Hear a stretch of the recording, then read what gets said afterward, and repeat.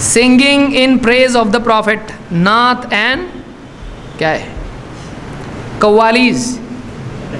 Is this practice acceptable? یعنی اللہ کے نبی صلی اللہ علیہ وسلم کی نعت پڑھنا اور قوالی شریف،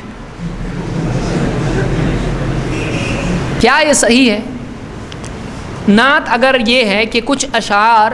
اللہ کے نبی صلی اللہ علیہ وسلم کی تعریف میں آپ کے مقام مرتبے کو بتانے کے لیے ہو، اس میں کوئی حرج نہیں ہے، بشرطے کہ وہ گانوں کی طرز پر نہ ہو، اور یعنی اس کو مستقل دین سمجھ کے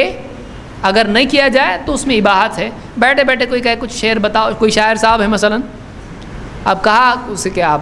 کچھ کلام پڑھو، اب وہ بھی پڑھنا شروع کریں اور کچھ تعریف میں کچھ کلمات ہوں، شعر ہو جس میں کفریات اور شرکیات نہ ہو، نبی کو اللہ کے برابر بنا دیا گیا ہو، تو ایسی چیز اگر اس میں نہ ہو تو اگر ایسی کوئی نعت ہے بلا شبہ اچھی چیز ہے، اس میں کوئی برائی نہیں، بشرطے کہ اس کی کثرت نہ ہو کہ جب بھی دیکھے جب نعت، جب بھی دیکھے جب نعت، قرآن حدیث چھوڑ کے نعت نعت نعت، تو ایسا نہیں ہونا چاہیے۔ قوالی کی گنجائش اسلام میں نہیں ہے، خصوصاً اس لیے بھی کہ قوالی میں ڈھول تاشا ہے، ڈھول ہوتا ہے اس کے اندر، تو یہ میوزک کے آلات اسلام میں جائز نہیں ہے، تو میوزک اسلام میں جائز نہیں ہے، تو قوالی اور وہ جو ہارمونیم لے کے بیٹھتا ہے اور پیچھے ایک اللہ بولنے والا ہوتا ہے، کہاں سے لائے آپ؟ یہ کون سا طریقہ ہے؟ صحابہ ایسا کرتے تھے؟ امام ابو حنیفہ امام شافعی کرتے تھے؟ ایسا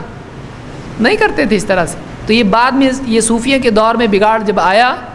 تو اس میں یہ چیز نکلی ہے، تو ڈھول، اور اس میں پھر یعنی ایسے ایسے شرکیہ شعر ہوتے ہیں کہ آدمی یعنی جو جانتا ہے واقعی زبان اس کو سمجھ میں آتا ہے کہ کتنا غلط بات بول رہا ہے یہ، اور پھر ایسا جھومتے، پھر کوئی کھڑا ہوتا ہے اور پھر کودنا شروع کرتا ہے، اس کو حال آیا، تو یہ حال وال اس طرح کی چیزیں صحابہ آپ بتائیے، صحابہ ایسا کرتے تھے کہ ایک دم زمین پر جو ہے لوٹ رہا ہے، اگر کوئی بولے ارے اس کا پرس گرا دیکھو تو فوراً دیکھے گا کہاں ہے میرا پرس، ارے 1000 کا نوٹ بولے تو فوراً جاگ جائے گا۔ تو اس طرح کے حال اور احوال یہ صحابہ کو نہیں ہوتا تھا ایسا، اللہ کی محبت میں اور رسول کی محبت میں، اسلام کی محبت میں صحابہ ایسا زمین پر لوٹتے تھے۔ کہاں سے لائے آپ؟ یہ جم برابر جم شرابی، ایسا نہیں ہے اسلام میں، اسلام میں یہ چیز نہیں ہے، قوالی وغیرہ کی گنجائش اسلام میں نہیں ہے۔